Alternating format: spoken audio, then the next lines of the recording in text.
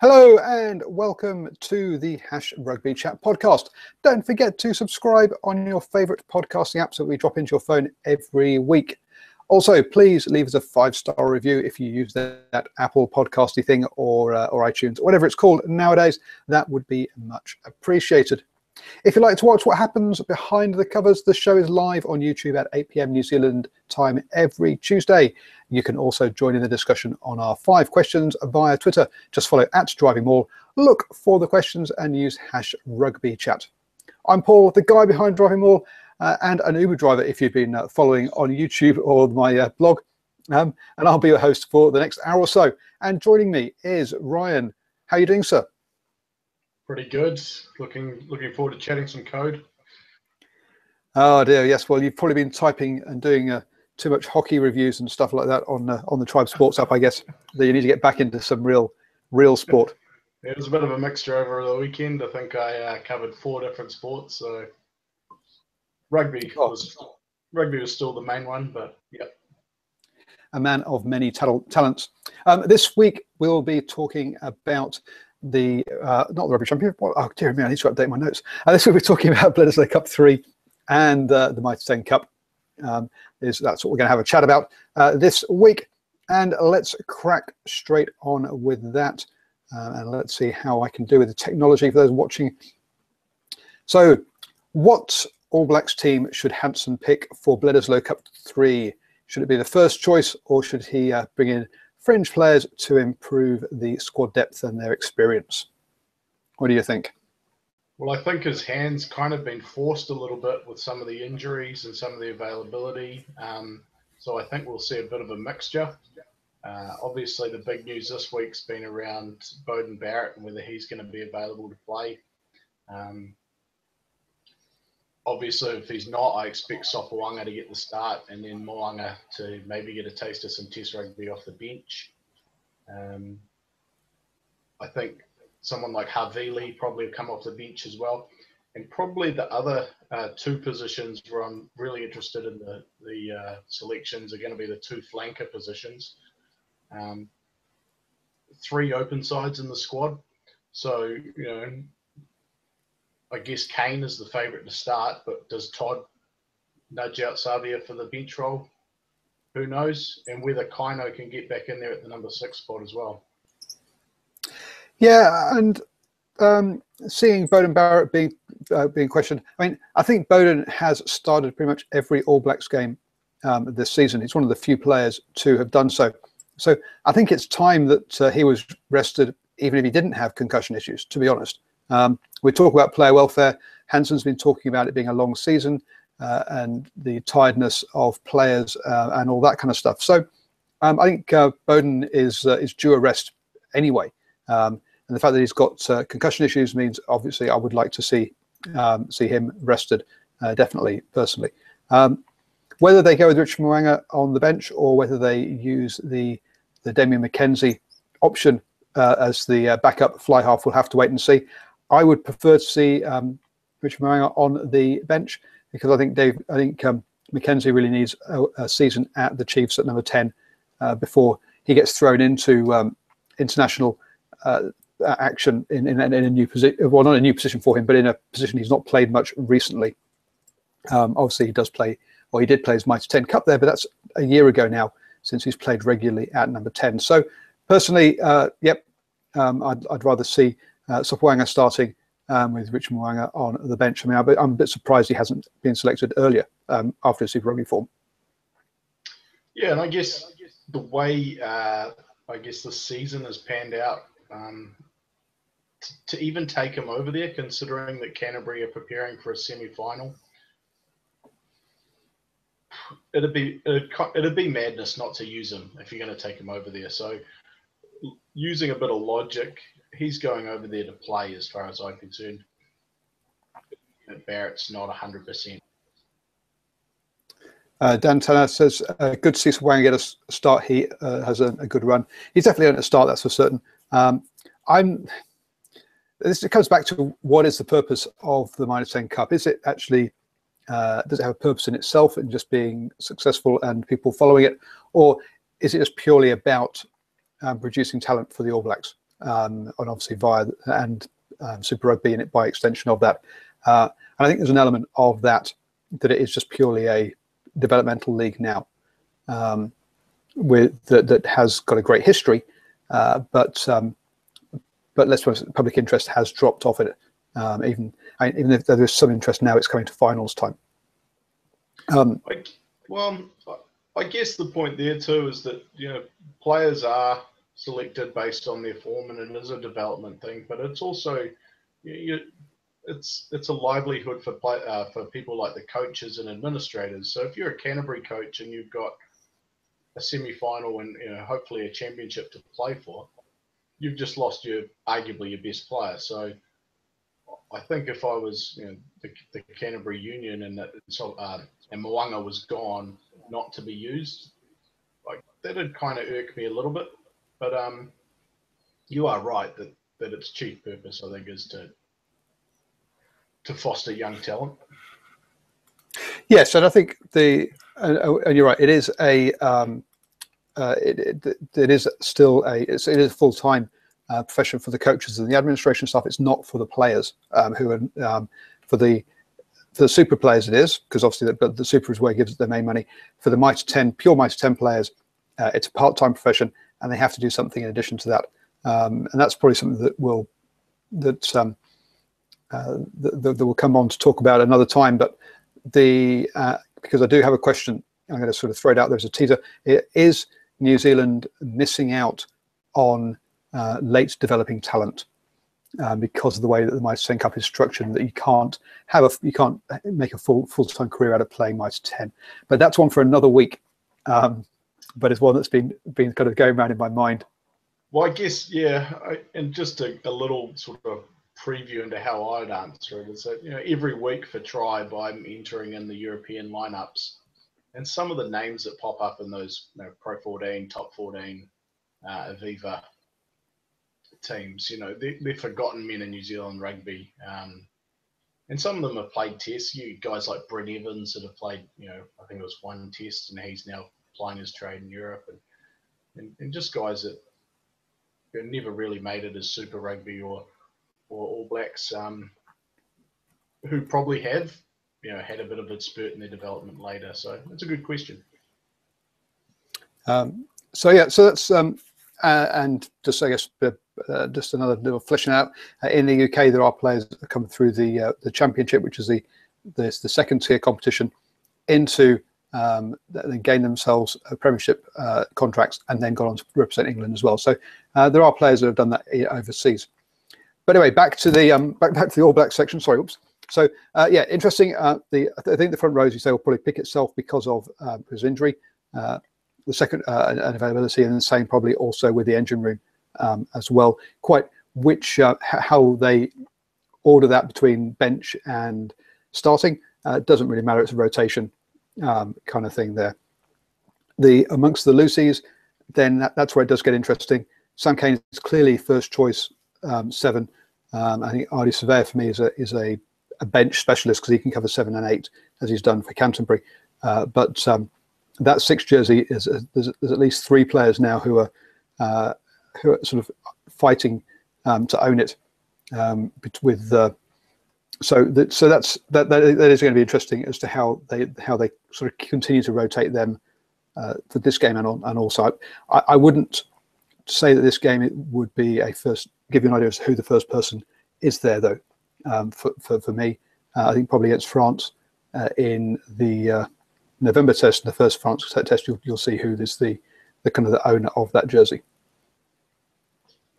Yeah, and I guess with the locking stocks kind of at the bare bones for this test, I think they've only got 3 specialists over there because of Romano and Retallick both staying home. Maybe there's a spot on the bench for someone like Kaino to cover lock, as a second loose forward, if they wanted to go down that path, and they have in the past. So, we can't entirely rule it out, but it'll be interesting to see the makeup of those, the forwards and the bench spots. And then for me, the only thing at 9 that I find, obviously, Aaron Smith and TJ are first and second choice. But it's the name who's that's in there as a third choice player, because he's off to Europe at the end of the season. And I sort of do wonder why you continue with a player who is off to Europe, won't be available next season, and why he's been played in these tests rather than developing a new the next number 3. Yeah, no. I saw an article, I think it was this week, about who the makeup of the squad's going to be going to Europe, and they still had Kerbalo in there as the third halfback, whereas I think that's he's in the squad for this test, but for that trip to Europe, I think that's your opportunity to blood a new halfback, and I guess the two names that are probably coming through are the two Crusaders halfbacks, and Bryn Hall and Mitchell Drummond, and one of them, I think they've both probably moved ahead of Augustine Pulu, whose form's been indifferent at counties, and he was okay at the Blues without being outstanding, and I guess it's hard when you're in a team that's not performing, but yeah, I think Europe would definitely be the chance to take a third halfback that is someone new and someone who can be blooded for the future. Yeah, I can understand them leaving someone in the Mitre10 Cup, and I guess if they are still in the semi-finals, then because that gives them game time, which they wouldn't have had during the Rugby Championship. So I can see a little bit of that. Or is Webber the guy who is being penciled in there, and basically Kerbal is just covering that while Webber comes back from injury? That might be the other option as well, because in there. Yeah, he's been good since he's come back for Hawke's Bay, and there is a case of a guy who's shone playing for a losing team. So yeah, he's been someone that's played a test already. So yeah, I don't think they will have forgotten about him either. Yeah, no, he's someone who's been in and around the squad. Definitely, I think he'll probably be. He could be a really good shout going on the Northern Hemisphere tour. The Wellington first 5, Gordon Bashop is without a Super Rugby team. Crazy if no New Zealand team signs him. I saw today that he's signed with the Hurricanes, so he will be their third first 5. Okay.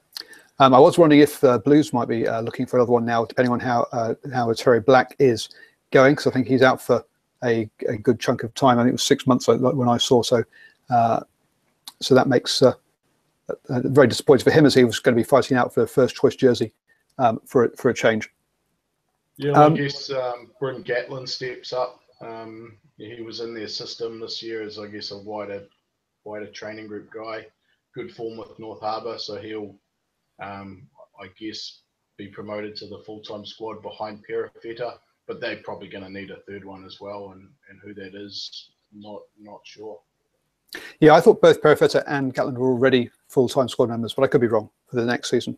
But we'll see. Yeah, I think it's going to be a shootout between those two now to see who claims that. In the centres for the All Blacks, obviously we have our 3 incumbents, and we'll just rotate those 3. 4 actually incumbents. It would be good to see Lamapu get a go, get a start. I'd like to see that. But if you're already starting Sopawanga inside him, then I think you might give Sopawanga Sonny Bill Williams just for a bit of stability. And then in the back 3, Mackenzie seems to have started pretty much every test, or most of the tests this season. So I expect to see him there again. Obviously, they clearly have a big role for him in the future. And then on the wings, it'll be Naholo and Dag, I guess. Ikoiani, sorry, that's right. I'm blank. I knew there's a name there I couldn't think of. So I think they'll probably mix it up, as you say, with about 6 or 7 players now injured. If we think about it, it's difficult to, or perhaps even more, it's difficult to say, even if they were picking a first choice side, we probably wouldn't even recognise it as one. We would see it as probably being a bit experimental. Yeah, I guess it's injuries and it's personal stuff as well. So you got unfortunately Brodie Retallick staying back still with the tragedy within his family. Luke Romano's staying back for a bit more positive story with the impending childbirth. So those kind of things thrown there as well kind of means you have to stir it up as well as all those injuries. So it'll be interesting to see. Yep. So talk now, moving on to the enemy. What are we expecting? Are we expecting the Sydney or the Dunedin Wallabies to turn up on Saturday? I guess this is a bit of a terrible answer, but I honestly think it'll be somewhere in between.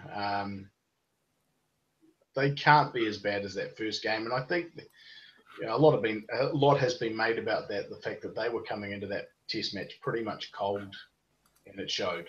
And then with a week under their belt, they turned it around in Dunedin with their backs to the wall, which is when Australians are so dangerous. I think they've kind of set their standard with the rest of the Rugby Championship, and that's what I expect. They're not going to be easy beats, but I just don't see them having the quality to really tip the All Blacks up. Same here. I do think that the big thing that was being complained about by Cheika at the due window was the fitness of the players and how Super Rugby weren't delivering. The Super Rugby franchises weren't delivering him the players in the form and the fitness that he was wanting for the national team. He's had time now over the Rugby Championship and that June Test window to get that into the players, and so we are seeing a better performing Aussie team towards the end of this. And they should probably peak in the November internationals, which probably is which is kind of missing the boat for them. But so I do expect to see much more of the Dunedin side than the Sydney side. Also, if we talk about selection here for a second, we're also seeing a very settled side as well. And the last two games, it's the first time this season that Cheika had chosen an unchanged starting 15. So it seems like it was the first time Cheika had selected the same starting 15, full stop. So yeah, you're right. Can't even. I didn't realize it was ever. But so it definitely was much more settled.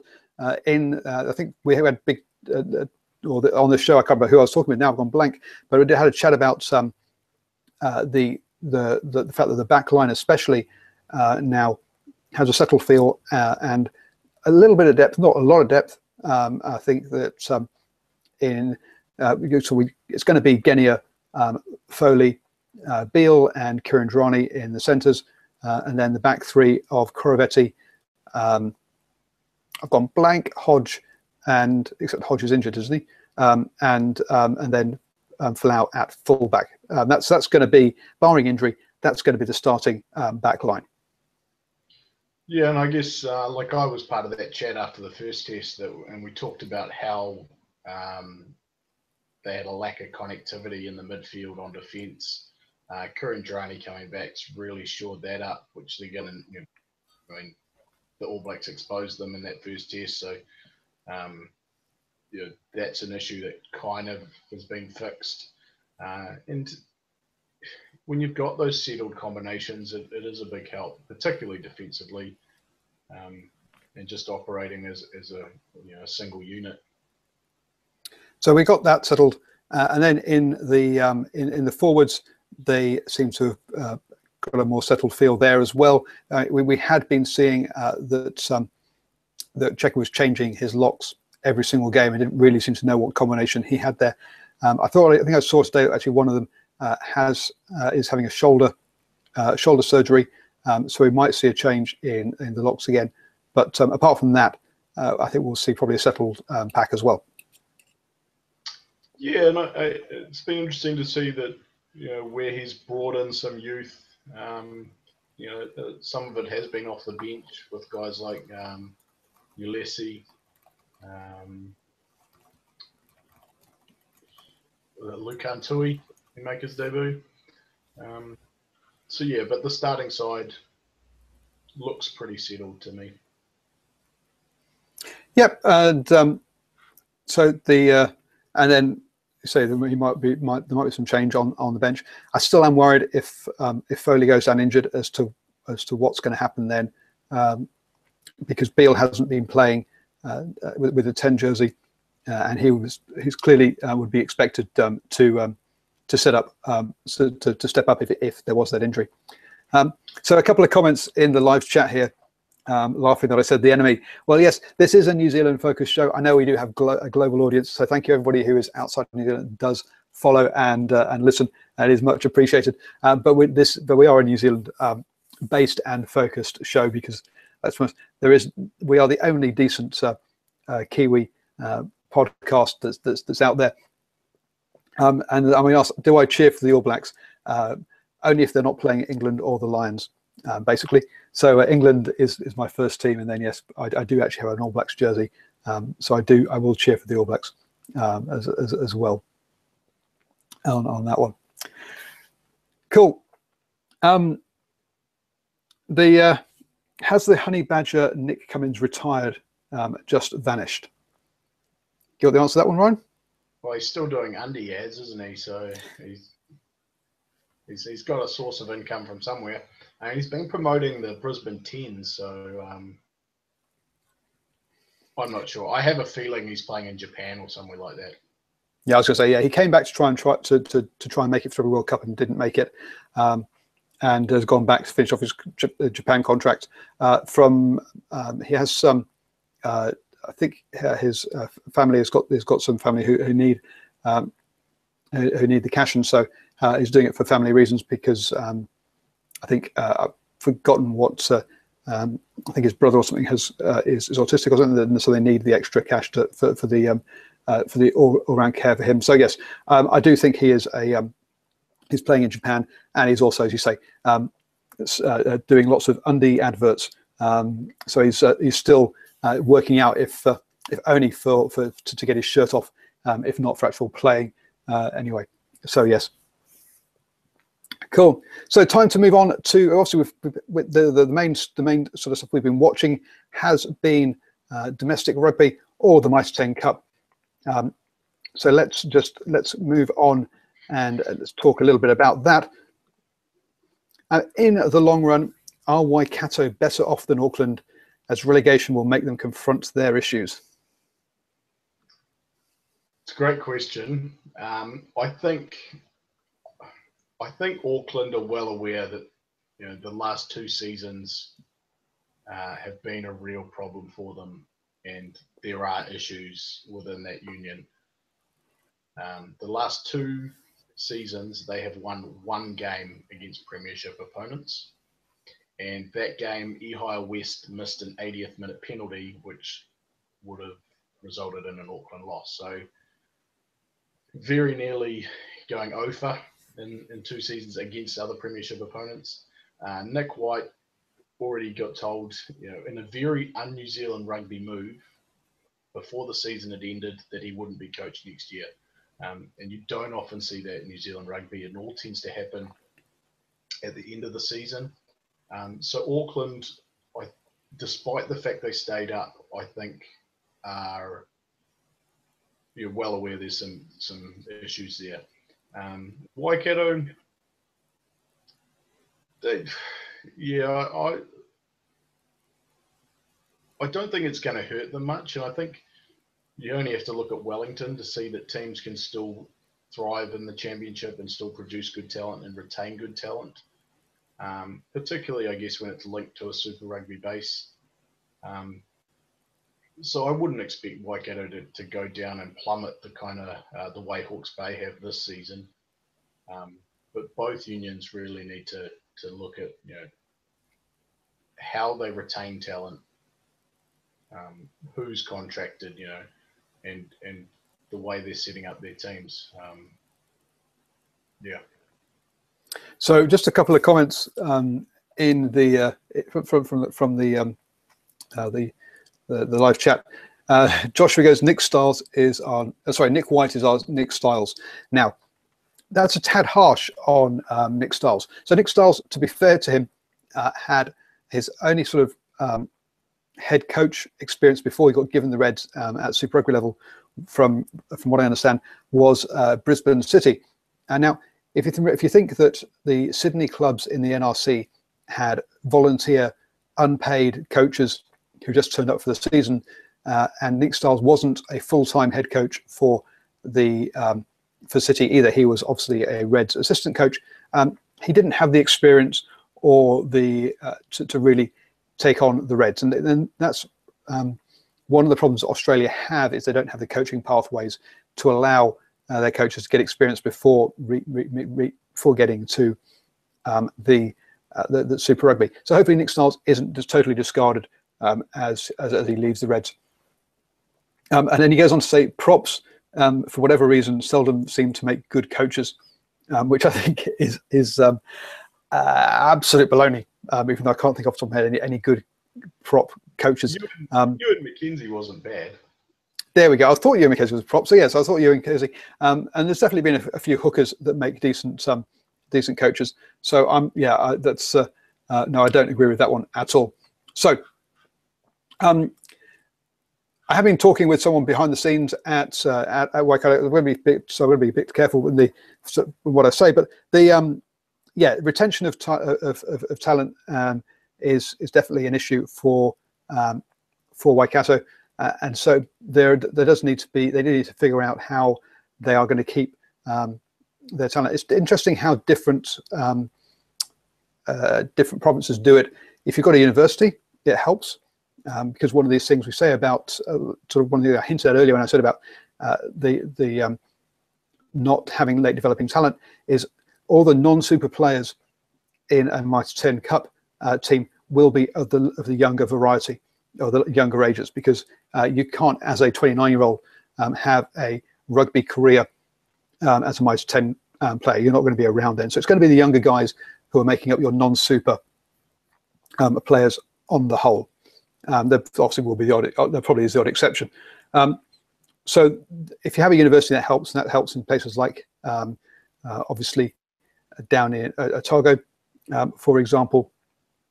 But for the areas that don't have a university, then basically you'll find a lot of them will be either tradies, so that way on apprenticeships, so that way they can get 3 or 4 months off to play rugby, or have to have a career for the other 6-7 months of the year when they're not playing Mitre10 Cup. So you've got to somehow you've got to try and make those careers available to them, which then means that your training schedules have to be very different from what I understand. So Taranaki, for example, I believe has a university, so they have 6 a.m. or 7 a.m. training sessions out of season, whereas Northland, for example, who don't have a university, can't do that and have to structure their training differently. So WAIKATO have got to find out what suits their province. It's not a one-size-fits-all, like I think a lot of people would think it is in New Zealand at this level. It does change from place to place. Yeah, and I think comparing that to Auckland, I guess there's a bit of a similarity in the fact that both teams have lost or have good talent that are playing at other unions. And you look at Waikato, something that really cost them this year is goal kicking. They missed a late conversion against Tasman, which would have got a draw. They missed a late penalty against North Harbour, which probably would have won them the game. And they missed shots at goal on Saturday, which probably cost them a game against Bay of Plenty. You look at players that have left Waikato. Bryn Gatlin's at Harbour. Wharanui Hawara's at the Brumbies, or at Canberra Vikings. Todd Doolan is also at Harbour. Stephen Donald apparently was supposed to be there again this year, and decided very late that he was going to go back to counties. So all of a sudden they didn't have a goal kicking first 5, and it cost them. And then Dwayne Sweeney was going to do the goal kicking at 12 and got injured. So that kind of stuff hurts them. And then Auckland are similar in that they've got a lot of talent. They bring through a lot of talent because of the strong school system, and it's about being able to retain the right guys. You look across most of the franchises, or most of the provinces, and they've just about all got guys that were schooled in Auckland playing for them. And some leave for legitimate reasons. So you were talking about the university. Josh Ioane that debuted for Otago this year as a first 5. He went down to study at Otago, but he's a guy that went to King's College in Auckland. And then others just, a lot of guys sort of go over the bridge or go to counties because they're looking for opportunity. So I guess the question for Auckland's going to be, how do they retain the right guys to be better, which that's not an easy fix. I think it comes down a lot to talent ID and talent development. It does, and I think there's talent on the field, and then there's also your structures behind that as well. From what I understand, and this is hearsay rather than actually talking to Auckland Union, to be fair, is that their coaches aren't full-time Mitre10 Cup coaches, and that when the Mitre10 Cup finishes, they have to go back to being rugby development officers. Now, that just doesn't work anymore at Mitre10 Cup. And Mitre10 Cup was full-time professional. When Super came along, it went into part-time. And now, if you want to succeed at Mitre10 Cup level, you have to have full-time coaches who are dedicated to that. And I hope to do an interview in future explaining to people, to show you what these coaches do outside of the season in future. But basically, they end up being specialist coaches and also looking after all of the Mitre10 Cup players who aren't Super players for their whilst those guys are not actually contracted, or not being paid, at least, even if they might be contracted. So they are. I think also Auckland have got some problems off the pitch, getting their structures right to support their players as much as retaining talent. And then and I know that there's a lot of argument that one of the arguments of Auckland is that they produce so much talent, or they have so many players, it's hard to find the right players. But if you look at it, they'll only be looking at 14 A grade clubs. Canterbury have 12 A grade clubs, so it's not that dissimilar from as to how many teams they'll be looking at. They'll be looking at every single player that plays rugby in Auckland. Well, I guess the difference with Auckland is, the schools set up, and a lot of those guys are coming straight out of school and walking into that Mitre10 Cup, if not the team, at least a sort of squad. And some of the comments that I've read this year from disgruntled Auckland fans has been around, where's the kind of club apprenticeship? Where's the reward for club performances? And that's not just for players too, but that's coaches. People are saying, there's coaches that have performed at club level that aren't given a look in the provincial setup. There's players that perform well. Look at a guy like Antonio Kirikiri, who I think was man of the match in the Gallagher Shield final for University. Who's he played Mitre10 Cup for? Manawatu. So it's there's a little bit of, there's something not right in Auckland about the way they're doing things.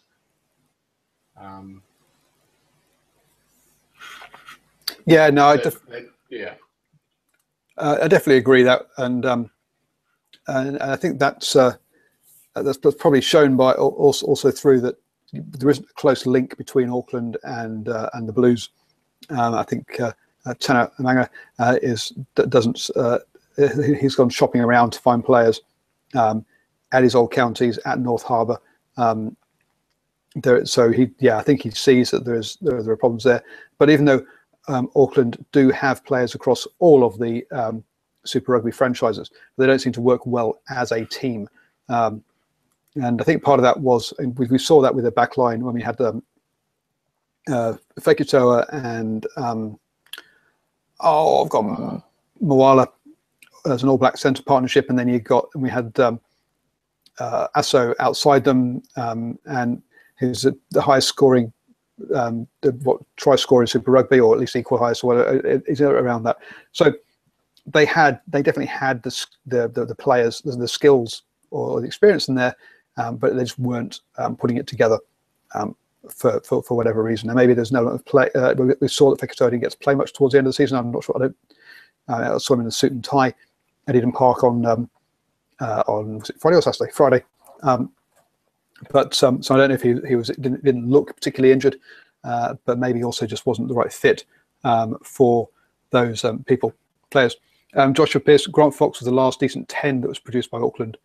Pretty much says it all. I think a lot of decent players produced by Auckland, or come from the Auckland City, at least. So it's not that Auckland can't produce players; they just can't produce a team, I think. That's a pretty good way of putting it, I think. So, yep. So my personal view is that Waikato are going to be in a better position than Auckland. I don't think Auckland, whilst they may have may change the coaches around and shuffle the chairs, I'm not sure they're going to necessarily fix the sinking ship. Personally, I just don't have the I don't have faith in the organisation, even though I'm a fan of theirs. So yeah. Moving on then, and as we had a chat in the pre-pod chat, that yeah, we do have a do a little bit of pre-pod chat and organisation. You corrected me on this because I got this question wrong at first. But question 4: with only 3 wins from 14 games for teams backing up, is it time to stop making teams play twice in a round? The challenge is, how do you fit it into the window? And I guess the way you stop it, if you're going to have this format where you play each team in your division once and 4 crossovers, the only way you stop it is by having a longer competition window. Whether that's feasible or not, I have no idea. Or you just make it 3 crossover games rather than 4. That's the other thing, you know. Is that too simple? That's the other alternative. And I'm not sure why they come across, settled on this number of 10 games. Maybe it's because it's a factor of 10. I don't know. Well, I think for the crossover games, don't. I think each championship side get to choose 2 of their get to choose 2 premiership teams to play, and the premiership teams get to choose 2 championship teams to play. As long as it fits in with, there's a whole bunch of rules around it, but essentially that means it's fair for both teams. I would just say, yep, premiership teams, you're good enough as you are. Tough. The championship teams either get to choose all 3, or the championship teams get to choose 2, and you get to choose 1 of these crossover games. I'm pretty sure that because it's done basically using a draft system, so the order is set based on where you finished last year, and I'm pretty sure that first round is done on the order of the championship games, or the order of the championship finishes the year before, and then it goes to the premiership, get a choice, and then championship reverse order, and then premiership reverse order. So I agree, go to probably chop a game off. Championship still get to choose 2, premiership gets to choose the other one. It's because the draw at the moment, and it's not just the fact that teams backing up haven't performed. I made the point to you that Tasman were the only team this year who won both of their games Wednesday and Sunday, which that says something. If a team, even those top teams, Canterbury, played Wednesday and then got flogged on the Sunday when they played Wellington. But you made a good point about the Wellington game in that because points difference don't matter, and Canterbury basically knew they were going to be, they were running away with it at the time, that actually losing to Wellington didn't matter. It wasn't one of that. It was a team in the other division, so it's not like a team was catching them on points. The points difference didn't matter, and so it was a game they could afford to, I hate to say it, but throw away, essentially. The other issue with the draw, and this is something I had a chat on Twitter with a couple of guys with, is that it's actually unbalanced in terms of who gets to play the teams backing up. So I can't remember the exact numbers, and I wish I'd written them down to have tonight, but I think counties played 5 games against teams backing up. And that's a huge advantage if the stats point out that you can't win a game backing up from Wednesday. So it's not just the fact that teams have to back up, it's the fact that there wasn't equal opportunity to play teams backing up. So that kind of draw imbalance really, it's illogical. Yeah, absolutely. I mean, that's what I'm saying. The counties beat Bay of Plenty and they beat Northland when those teams. Sorry, drew Bay of Plenty and beat Northland when they were backing up. And then when they backed up themselves, they lost. They beat Hawke's Bay. They beat Hawke's Bay. That's right. Yep. So those were their ones. And they beat Tasman this week, backing up, didn't they? Was it? Oh no, Tasman. No, correction. No, Taranaki and Manawatu were the two backing up, and they both lost again this weekend.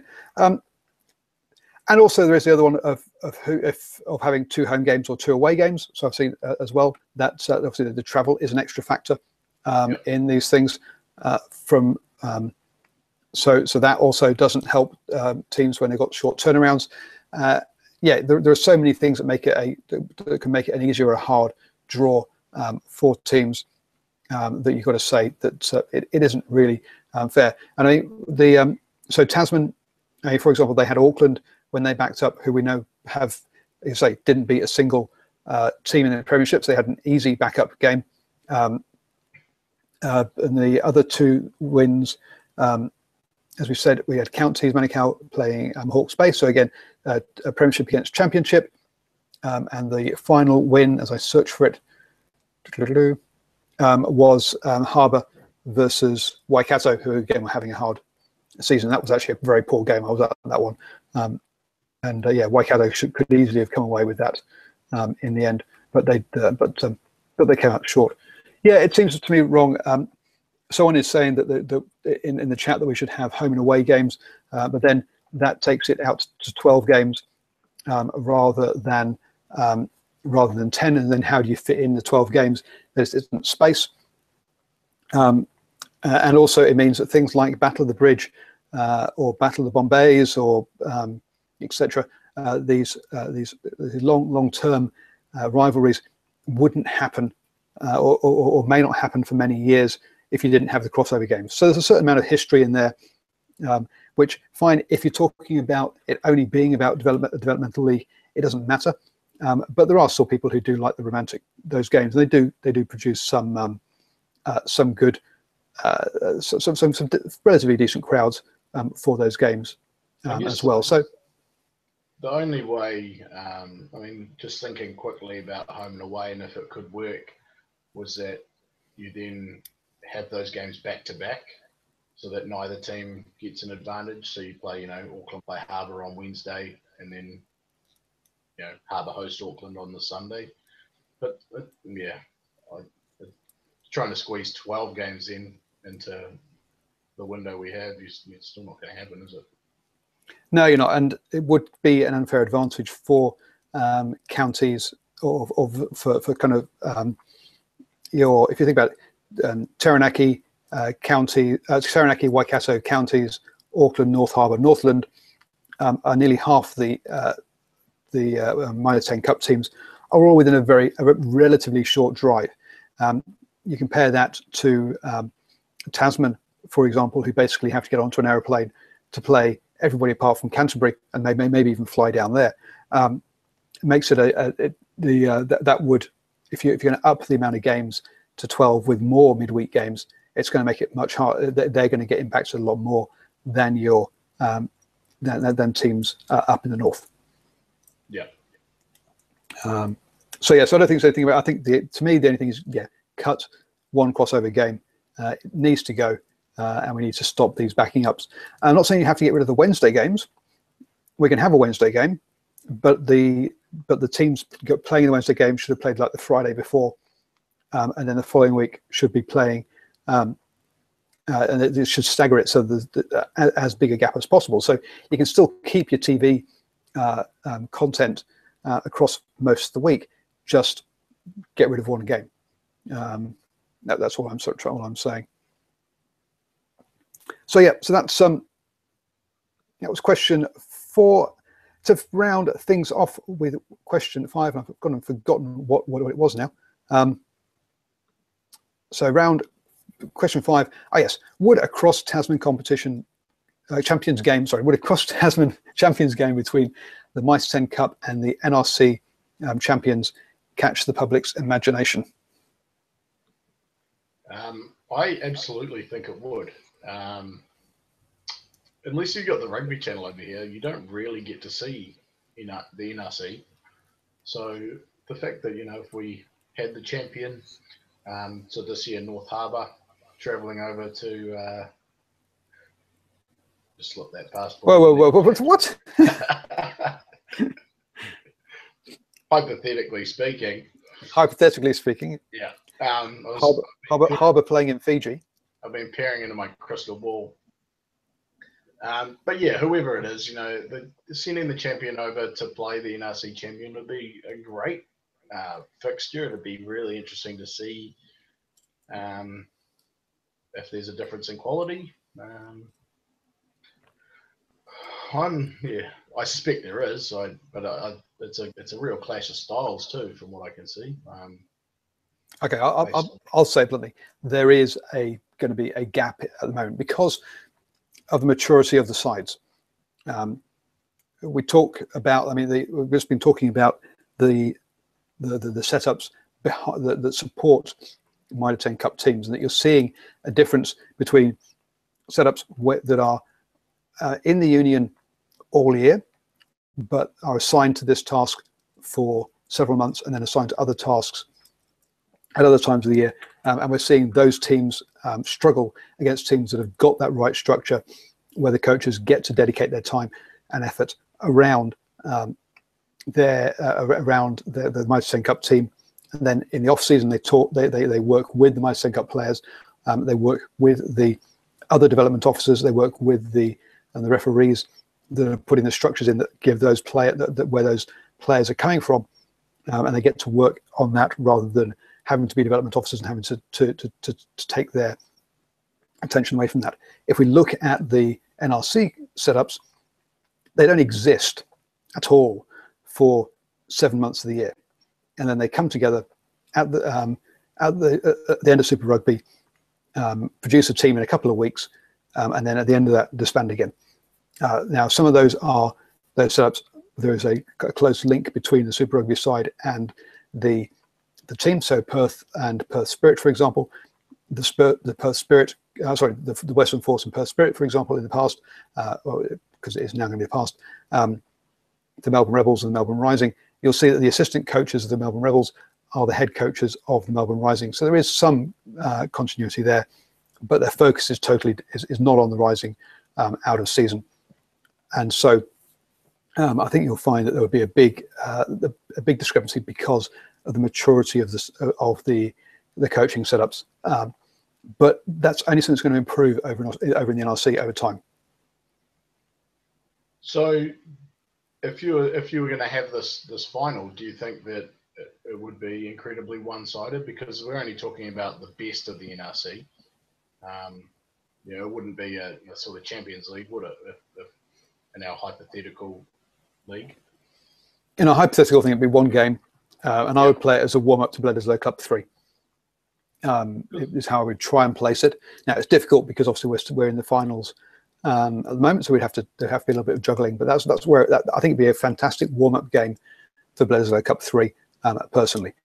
So yes, I still think there will be a gap. I think there is a gap between. And if in Canterbury playing Auckland, and Auckland have survived, and everyone walks into that going, Auckland are going to lose big time.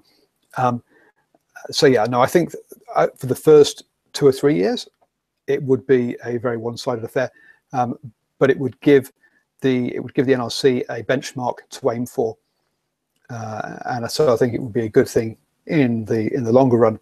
And if for example the Fiji Drua were to win the NRC, then that would be a fantastic event, and I'm sure we would get a massive crowd if that was to be hosted in Fiji, for example. So I think that yes, it could work, but I think it would take time. I absolutely. To answer the question, would it capture the imagination? I have no doubt that it would. Mainly to see, in a match, just whether that golf is there or not. Yep. And then the other one that's been doing the rounds is an NRC Barbarians versus Mitre10 Cup Barbarians, or Select 15. And I think that would be an absolute disaster, personally. So I would definitely wouldn't go down that route. Nah. We already have Wallabies All Blacks, so. Question about what about Currie Cup Challenge game as well? Sure, but how many games do we fit in? And let's be honest, South Africa are going to be playing in Europe in a couple of years' time anyway. So we're never going to be playing South Africa on tours occasionally going forwards.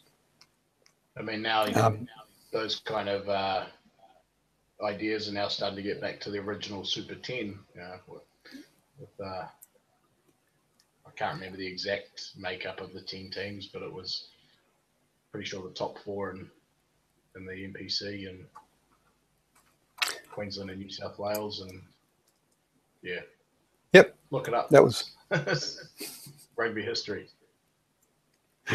Oh dear. Now, there was a comment in there that I thought was good, that I thought would be a great. I can't find the comment in the live. Sorry, I can't find the comment in the live in the live stream. I should have copied it and pasted it out. Never mind.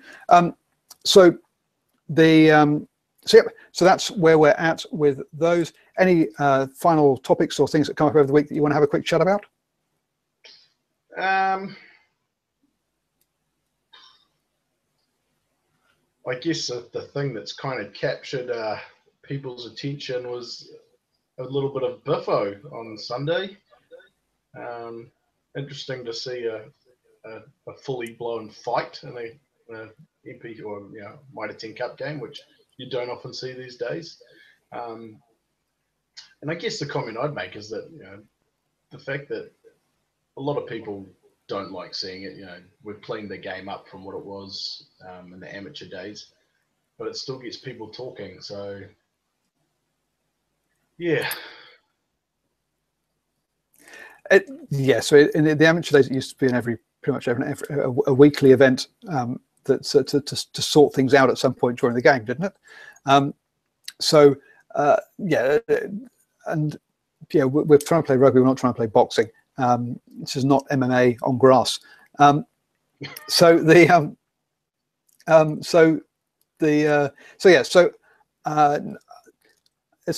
that I'm happy to see having been mostly removed from the game. And I think I must admit I'm running late on catching up on the highlights package of all the games from the weekend, so I missed that. But I think that will be I expect that they're both going to have nice long rests, aren't they, from now on? Well, certainly Newton Tudru, who ran in and kneed a guy on the ground, so I think he's looking at a pretty long suspension. Tony Lambourne, they were both red carded, Lambourne and Tudru. Lambourne for throwing a multitude of punches, as referee Cam Stone said. They'd definitely be looking at reasonable suspensions, and it'd be interesting to see how long Newton Tudru gets for putting the knee in. Oh, it's having not seen it, I can't say, but yeah, it's. I'm guessing we're heading towards a 10-week sort of level, I'd have thought, for that kind of thing. I'd imagine so. So Jack Darby, sorry, someone was asking whether the All Blacks are eligible to play in the Mitre10 Cup finals if Hansen releases them, but he won't, basically. So. Yeah, I guess there's probably a couple of the fringe guys, maybe. You'd suspect not, but I guess the ones that had, off the top of my head, the guys in that squad that would maybe have a chance if their team gets through are probably guys like, obviously, Moanga, Havili, Naholo. Todd, yeah. Yeah, I guess. But I can't see it. I can't see it happening. So on to prediction time. Let's start with Bledisloe Cup, Australia versus New Zealand. How many for the All Blacks? Oh, you're assuming I'm going to tip the All Blacks, which of course I am. I'm probably, I'd say probably that sort of 14, 15 point margin. Comfortable enough without it being a flogging. Yep, I was going to go New Zealand by 15 as well. I think the Wallabies have improved during the championship, so they should put in a better performance. But yeah, it won't be good enough for the All Blacks. quite a couple of people in the chat reckoning All Blacks by sort of 12 and 10, so perhaps slightly less than we're saying. And if depending on how many players have changed, then we might see a bit of a disjointed All Blacks performance for the first sort of 40 minutes, which might keep it tight for that. But I think they'll click and run away with it in the second half. Moving on to the Mitre10 Cup semi-finals. First up, Wellington versus Northland. How many buy for Wellington? Well, this is an interesting game for me because Wellington are the form team. By all rights, they should probably win by 20 odd. But Northland, the thing about Northland is they've got absolutely nothing to lose, and they've got the kind of team that if everything clicks on the night, who knows. I think the smart money, if you're tipping with your brain, you say Wellington by 15 to 20. But it'd be such a fairy tale just to see Northland go to a final, and they've got the kind of team that, as I said, if everything clicks, if the passes stick, if Rene Ranger has a stormer, who knows? I'm looking forward to that game. It should be wildly entertaining. Well, I'm backing Wellington by 15 again. I think it will be a rather comfortable one there. Next up, Bay of Plenty versus Otago. I think this is probably the hardest to pick of the 4 semi-finals. And I think Otago, I'm going to go Otago in a close one. Otago by 3. Wow, I'm just looking up to try and figure out what their game, how the game went when they played each other. Off the top of my head, Bay of Plenty did beat them, and at Forsyth Bar. That was only a couple of weeks ago. Wow, you've got a great memory. Otago 28, Bay of Plenty 36.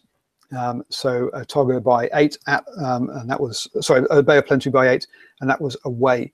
And they're coming into this off the back of 2 wins, whereas Otago had a bunch of losses in the last 4 games. So I'm going to have to go Bay of Plenty by 7 in this one. Great to see too. I mean, this this championship semi is at the Tauranga Domain, and that was sold out on the weekend against Waikato. So obviously helped probably by the fact that it's not a long trip for the Waikato supporters to get across the Kaimais. But I wouldn't be surprised if that sold out again, which is awesome to see. Daytime rugby as well. Yes, it's the first game on Saturday. At sort of 2:35 New Zealand time. So actually, a rare kind of a rare sunny kickoff for us, which is unusual.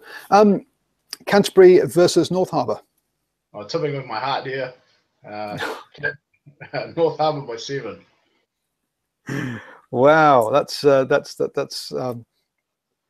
so after they. North Harbour lost at home 28-41, so by 13 points during the regular season. That was a game though that they had a comfortable lead at half time, and then it just kind of the proverbial hit the fan in the second half. So I think they can take some confidence out of the way they performed in that first half, and particularly the way they matched it up front with Canterbury, which is if you've followed North Harbour rugby over the past couple of decades, having a strong forward pack hasn't really been our forte. So, I guess another team with nothing to lose too. So, I'm going to have to go Canterbury by 7. I don't think it'll be as big a win, but I think Canterbury will win that one. And then a repeat of the final from a few years ago, Taranaki versus Tasman.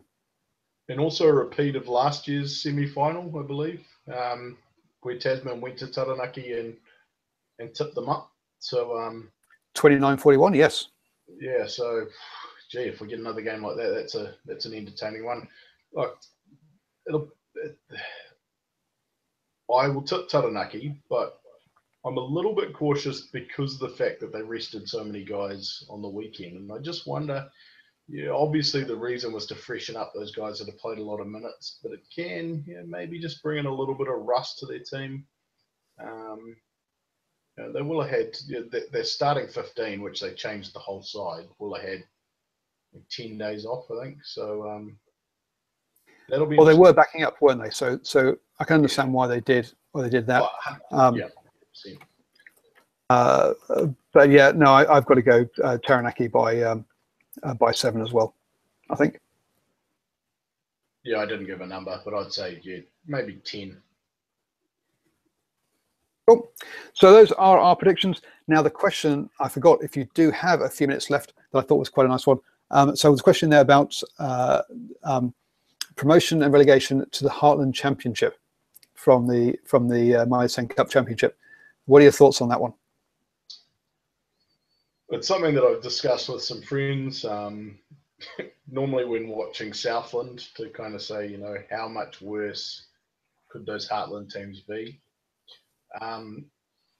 When they decided on the unions for the Mitre10 Cup, or the whatever it was called back when they decided it was going to be 14 teams, there were certain criterias around, your playing numbers, your number of club sides. I think financially, there's obviously a reason these teams got picked, and I think if a team was going to levy for promotion to the Mitre10 Cup, they'd have to prove that they can fit a certain criteria. And I guess it's a little bit like the English Premiership, where teams can earn promotion but don't have to take it. Maybe as a case of if a team wants to have a crack at coming up, then they can apply for that. And we used to have with the promotion relegation playoff that you often saw the team who were looking to be promoted, despite the fact they'd played well all season and were playing a team that had played terribly all season, normally lost anyway. So you do see a bit of there's a gulf there. So I think a team would have to earn promotion somehow, rather than just having the right to come up. Yeah, I think the gulf, because it has been so long, it's been set up like this, is quite big. I don't think from what I understand, the Heartland Cup, the Heartland ones are totally are not professional setups, and their players would just not be able to cope at the next step up, I don't think. So I think the problem has got to be that it would take a several year restructure for them to be ready for it, and that money and that effort is just not in New Zealand rugby to extend down to that sort of level. So no, I personally I think it's a no starter having the Heartland Championship teams. What it would probably take, and this is so un-New Zealand like, is some wealthy businessman to say, some multi-millionaire based in Taupo who says, I want King Country to play in the Mitre10 Cup, throw a whole lot of money, convince the New Zealand Rugby Union that he's got the money to back it, recruit players 2 or 3 seasons ahead of time, and just prove that you're too good for the Heartland Championship. That's probably the only way I could see it happening. And being in New Zealand, that means I can't see it happening. So yeah, there aren't millionaires throwing cash around like that over here to do that. Maybe Twiggy wants to become a Kiwi, and rather than throwing money at the Western Force, he can come throw money at King's County in memory of Pine Tree, and saying, you know what, it's time to make New Zealand rugby great again.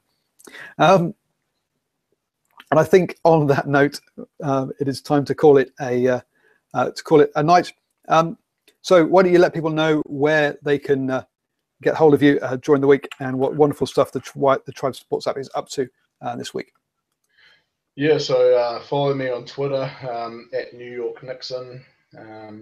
Mostly rugby stuff, but a few other sports stuff as well. And then make sure you download Tribe Hence, Sports. look at the baseball cap. NFL tonight. Yeah, make sure you download Tribe Sports app. You can find it in the Play Store or the App Store.